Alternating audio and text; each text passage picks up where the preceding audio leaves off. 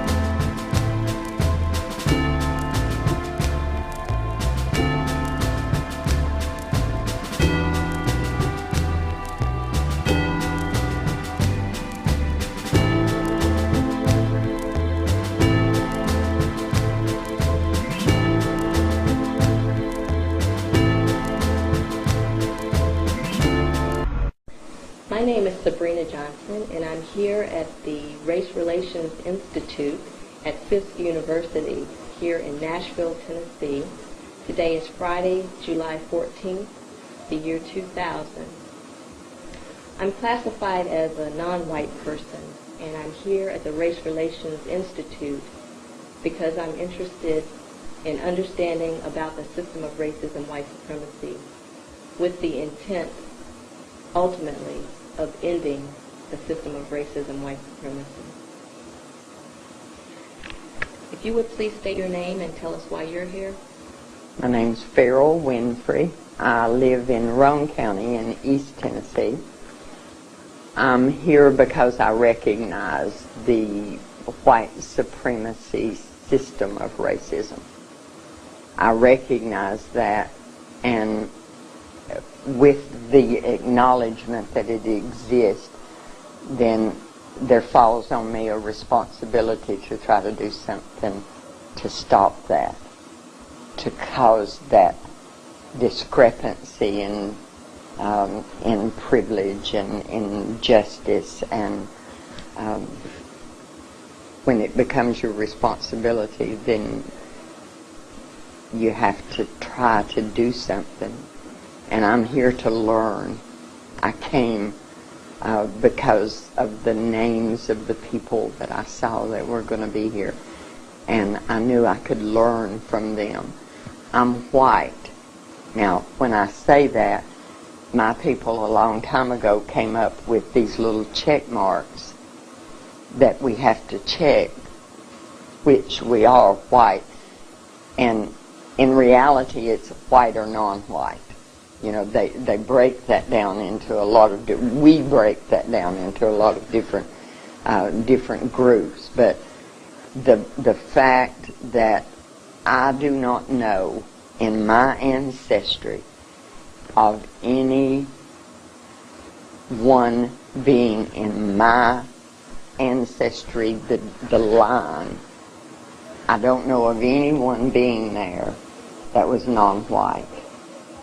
So I put that little check mark where white is.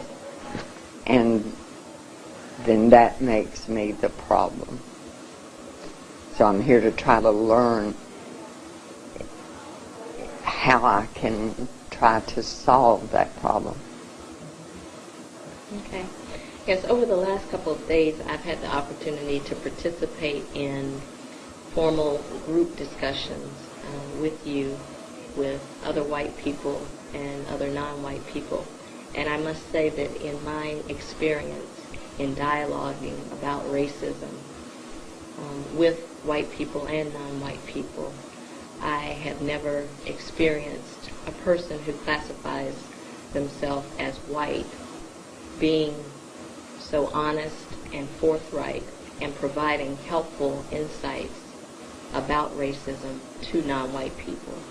So I want to say we appreciate your participation and your disclosures to us towards the objective of solving the problem, ending racism. That adage of the most I can do is the least I can do. Mm-hmm. See, that's a reality. What we have done for hundreds of years, it can never be undone with words. But words can bring an understanding, and until that understanding comes, that brings an awareness to my people of what they have and are doing, things are not ever going to change. The changes have to come from action, but the action have to be brought about by words. So I praise God if that has happened, and if I've been able to be a part of that, then I praise Him for it, and I thank you for saying it. Mm-hmm. Yeah, it's been my experience that when people who are classified as non-white dialogue with people who classify themselves as white about racism, emotion tends to really run high. Yes. And so I really appreciate that you believe, as we believe, as you stated, that truth is more important than comfort, because oftentimes non-white people feel embarrassed and white people feel offended when a discussion about racism occurs. So we look forward to doing what I believe is the Creator's will, and that is for us to live in truth, not in denial and deceit. Yes. And I recognize that that is necessary in order to end racism. Could you begin by stating what your perspective is about the existence of racism? Just talk about what it is. I agree with the principle, the theory, the principle, that racism is prejudice plus power. I had a conversation yesterday with a black man and he said that he knew some of his people who were racist, and I talked with him about that, because without the power to take that prejudice and actively place it into position to cause people to do or not do, then it is simply just prejudice. And I believe that, so that's the premise from which I come, that racism, you have to have that power in order for there to be racism. And most white people would look at me and say, I don't have any power. But we do have power. We have power just getting up in the morning and looking in the mirror and not having to think about race. That places us into a position to where our minds are clear and that it's a problem that we don't have to deal with. We don't think about it because we don't have to think about it. It's not something that completely controls our lives. So there, from the very beginning, when we wake up of the morning, then we have an advantage, and that advantage comes from the color of the skin. when we go into a store and we're not assumed that we're going to be a shoplifter simply because of the color of our skin. That is an advantage. When I walk down the street and I'm more safe, now that's not saying nothing would happen ever to me, but I would be more safe walking down the street alone than you would be. That is racism, because of that unequal playing field that's there, that gives me advantage simply because of the color of my skin. Then that's what's wrong. See, the fact that there's anything out there. I've been accused of betraying my people, my race, my faith, my gender, everything, because of the beliefs that I have, that when we take advantage of those things, then we are being white supremacists.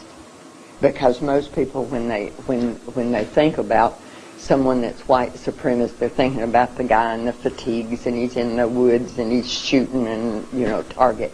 But I am being white supremacist when I accept an establishment that gives me more than it gives you. If I know that, if this is something that I'm aware of, and I take advantage of that, then that makes me, I believe, that puts me in the category of being a white supremacist. Now, how do I not take advantage of it? Because I've had white people ask me this, how do I not take advantage of it? Do I not take a job that I know is given to me because I'm white, and if I had been black, I wouldn't have gotten that job? Do I not take that job? I have to eat. My children have to eat. So we get into realities, and there are things that we cannot not do. So we are white supremacists, because we are taking advantage of a system. But what we have to do, what we must do, is to try to stop that system from being as it is.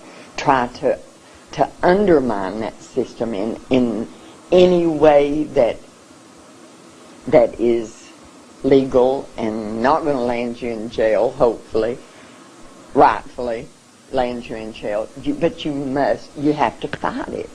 You have to try to stop it. But that still doesn't stop you from taking advantage, because every day of your life as a white person, all day, every day, everything that you do, everywhere you go, you are taking advantage of being white. Most of my people, they don't think about that. They've never had to think about that, which is the greatest advantage of being white. They don't have to think about it. It's not a determining factor in their life. That is a conscious factor. And I'm talking too much. No, you're not talking too much. Please. As a person who classifies themselves as white, and even as white supremacist, as you have just stated, what specifically do you view your role to be as you interact with other people who classify themselves as white? I've said for a long time, God's placed me on a path that there's not many other footprints on that path. There are some. Thaddeus Stevens he's one of my heroes. Most white people wouldn't have any idea who he is. I have the responsibility to try to change it. I don't actively celebrate the 4th of July, because you don't have freedom. you're not free. You have oppression every day of your life. If you have children, when those children are born, you have to immediately begin to teach them what they cannot do in order to survive. And I love the Lord. Everything that I do is because I read the Scripture and I see direction that's given to me that I don't hear white preachers preaching. See, I don't hear it in the pulpit. And I don't understand why I don't hear it in the pulpit. So my response, I'm the one that causes it. It's not, I don't understand white people that talk and in their words the blame is placed on the recipient of the oppression. You know, like, okay, the oppression is here, so get out of the way and then you're not going to be oppressed anymore. That's not how it works. I am the oppressor, so the responsibility is mine to stop that. Now, stopping it, that's different. It's hard because I don't have any power other than the power of being white and taking advantage of what I don't have money. I don't have influence. So how I stop it, I don't really have anything except a big mouth and words that I know are wrong when I see a wrong. And if something's wrong, God says it's your responsibility to change it. And I know we don't want a sermon here, but I believe He's going to hold us accountable for the things that we've done and are doing, and do not try to make a difference to change. And when I stand in front of Him, I want to have some of those things where He's going to say, I know you worked at this.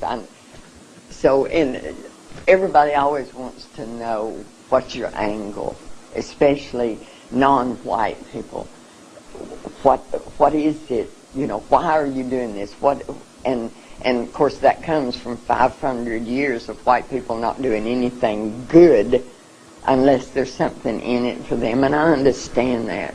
And in a way, I'm in that same category there. I have children. I have grandchildren, more grandchildren on the way. I don't want those children growing up having to dodge bullets. And the young black man he's a much different product of our oppression than what the young black man was 100 years ago. I don't want my children in a civil war in this country between black and white. So in that way I'm selfish, see. And the fact that I want God to smile on me and say, I've seen you do, that in itself is selfish. But He's also given me a burden. And there's not any way that I can ever say to you that I know what you go through. See, there's no way that I can do that. And He gives me understanding that I can't do that. I can't know what your life is because of the color of your skin, because of the amount of melanin that God placed in your skin. I can't know that, but He has given me a heart to hear the pain when your child is mistreated because of the color of that child's skin, that beautiful child. He's given me the ability to have a small degree of understanding about that. And for me not to act on it would be unforgivable in His sight. How did you come to this level of understanding and the decision to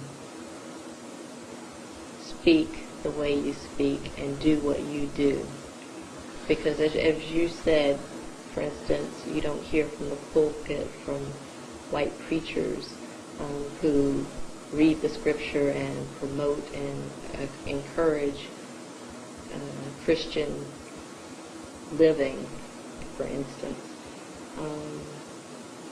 But yet your faith path seems to be the same, yet you have a different perspective. What influencing factors caused you to be where you are?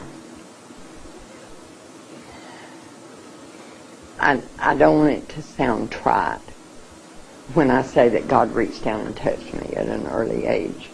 I had, excuse me, if any of my kinfolk ever see this, then I'll lose more than what I've lost already. I was born into a family where my father was an overt racist, my mother was a covert racist. But both of them had very strong, I always felt like my mother was more dangerous in that respect. But so it was not something that came to me from training as childhood. But I was also born with a cardiac lesion. And through that I was different from other children because I was so ill at a certain period of time when other children were out running playing. So I was different, which gave me an understanding of what it was like, how people felt to be different. And then as I got older, this knowledge that these things were wrong, as I acted on those things, things happened to me, adverse things. I belonged to a Southern Baptist church. I was saved in that church. And I was thrown out of that church in my early 20s, which was back in the 60s, because I taught that racism was wrong in a Sunday school class. I was asked to leave that church, and the elder of the church, the deacon of the church that came to me and talked to me about it the first time was my grandfather. And he said, you can't say these things. And I said, I can't not say these things. And so he came back with other deacons and they asked me. So it's been a process. But then when my youngest son was in the 7th grade, he brought home with him a young black male child that was in his class. And he came in, and my children have always believed that with my mouth I could make anything right. You know, I could speak. And he came in, and John, the African-American child's name, he stayed outside. And Mark came in, and Mark said to me, Mama, I've got a friend, and you've got to help him. And when we talked, John was a big, strong, athletic child. And if someone called him a word, if they called him nigger, if they said something, then he just got mad, fought. And Mark said, he's going to kill somebody and end up in jail. You got to talk to him. You got to help him.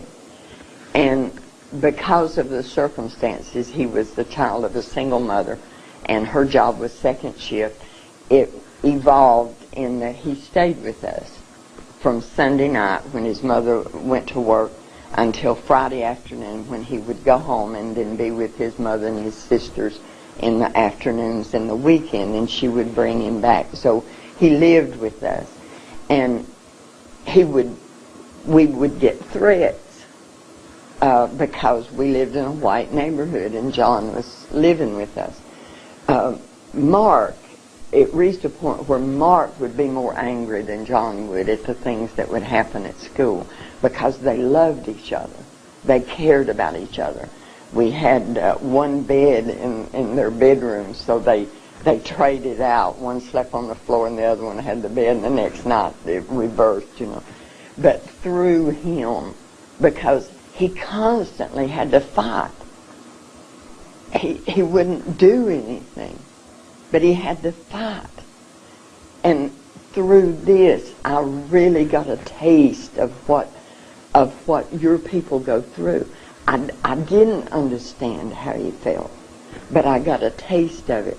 And the lesson that I was trying to give him, that Mark kept saying, Mama, talk to him, you got to, was, John, if they say something to you and it causes a reaction in you, that even if you whip them, they've still controlled what you've done.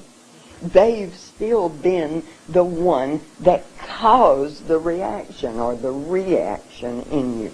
And through this, but, so many stories of injustice for him.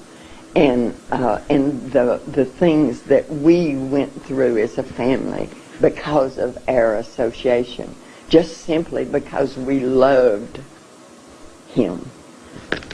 All of these things. See, God doesn't set you on a path and not prepare you for that path. So all of these things, being different myself, being struck down by my own people because of what I believe, and then loving someone. I'm not sure any white person could ever enter into this battle and be on this side of the firing line unless they love someone of color, because most of us isolate ourselves. We can get up in the morning, go to work, go shopping, go do everything in our life that has to be done without coming in contact with you. So unless we love someone, we don't know what you think, what you feel. And don't tell me my best friend is, because I hear that all the time. My best friend is black. I don't want to hear that. I hear that a lot too. Mm-hmm. If you've stated that you're interested in solving this problem and ending racism, in your view, if the system of racism, white supremacy, is ended, what benefits would white people experience?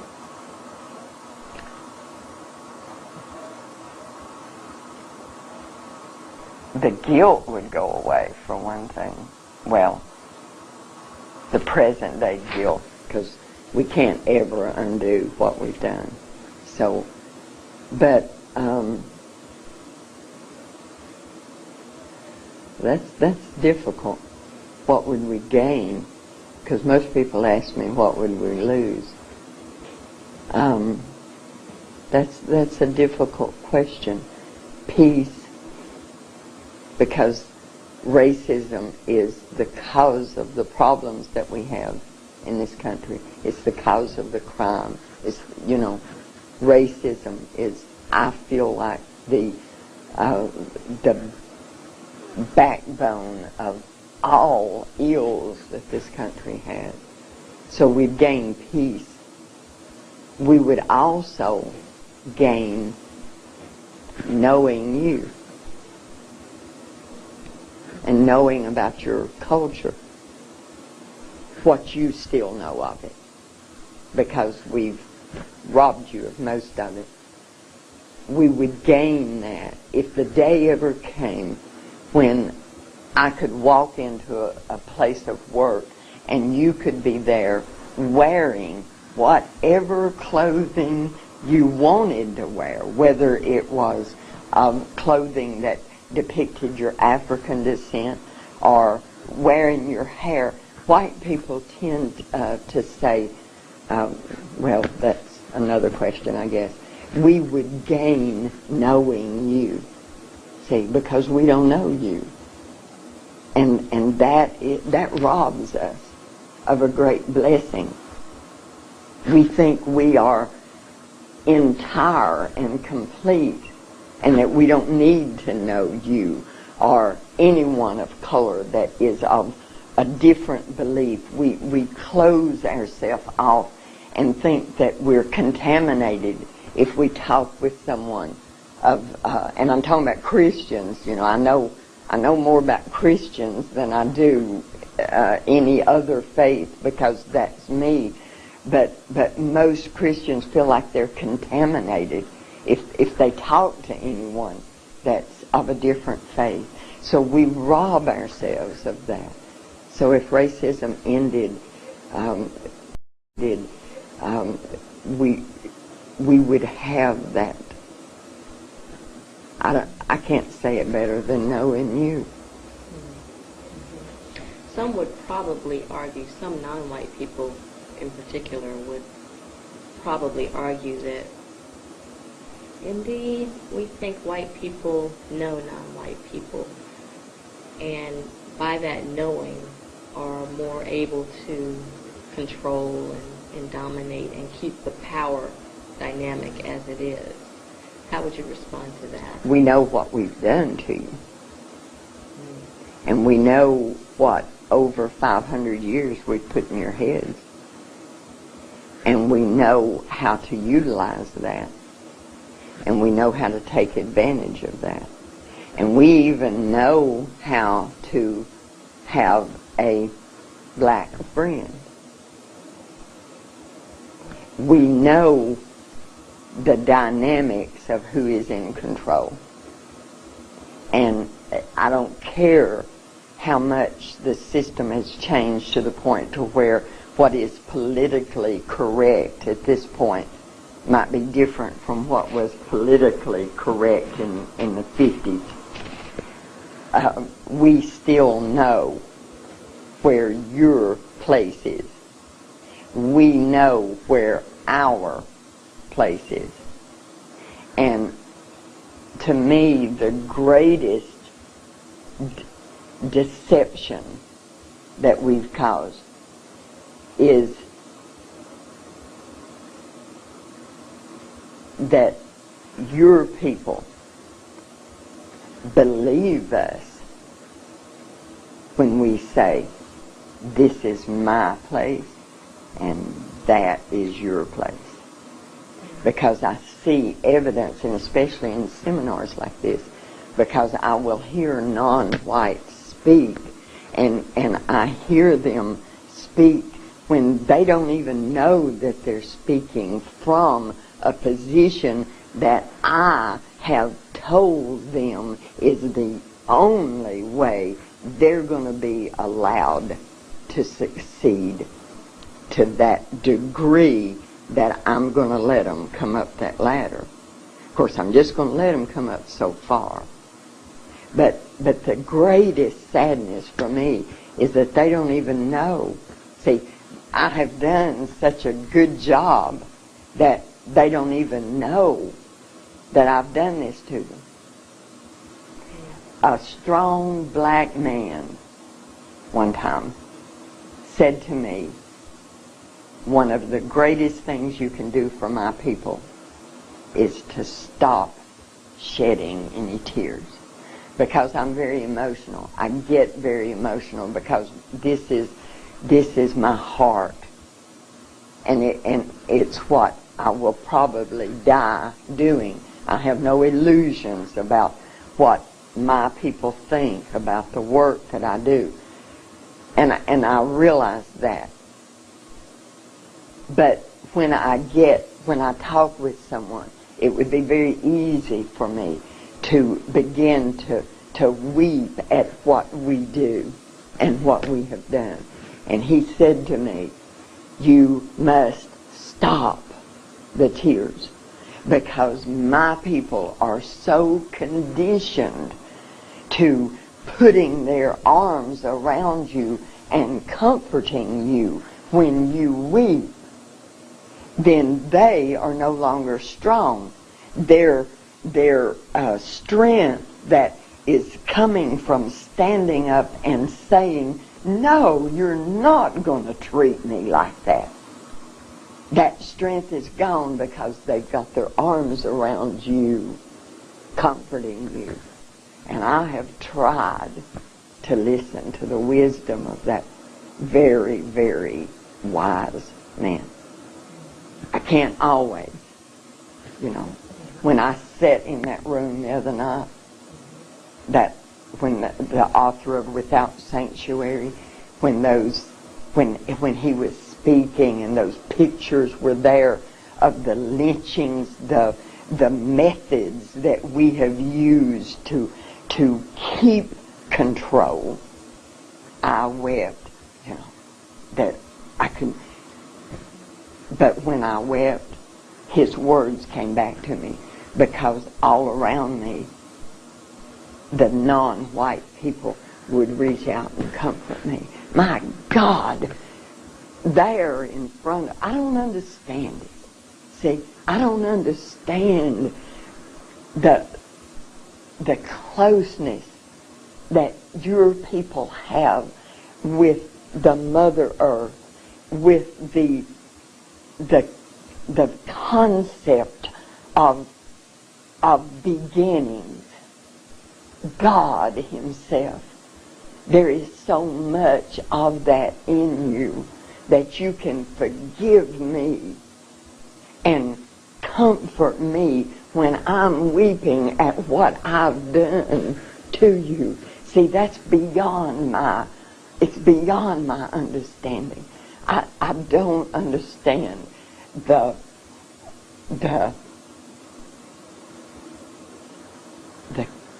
kindness,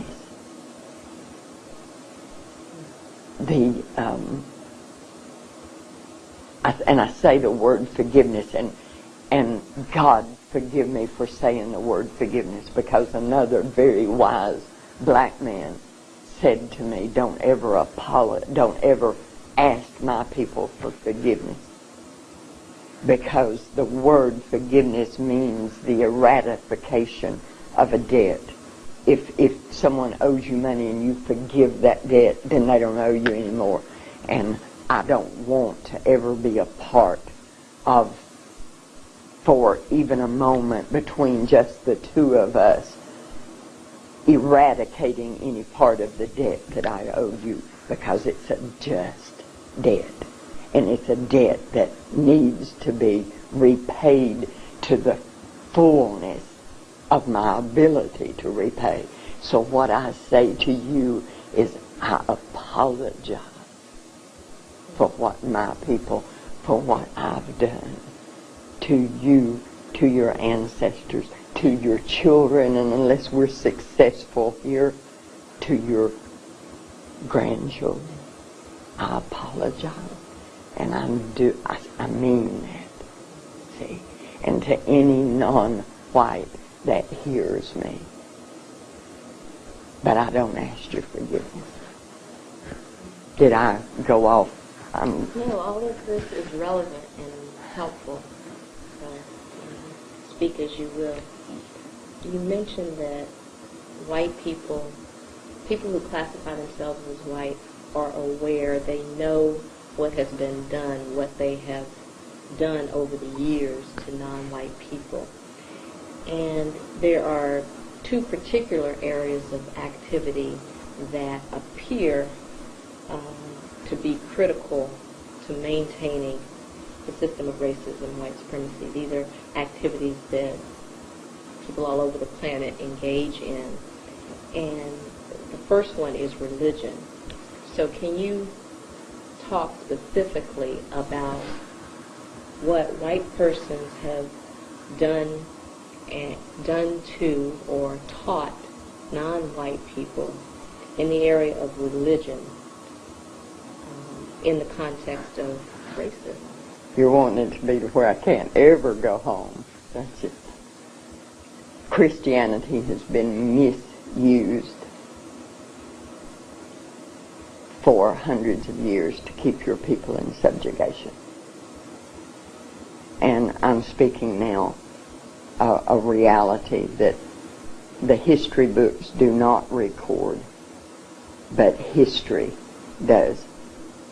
Christianity was used because if I said, okay, you don't believe the way I believe, and Christianity's the best way to believe, so I'm going to take you, and it's going to be for your own good, honey.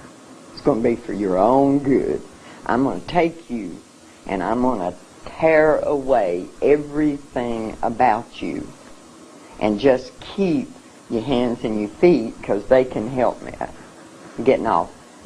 But I'm going to do this for your own good, because I'm going to give you a God.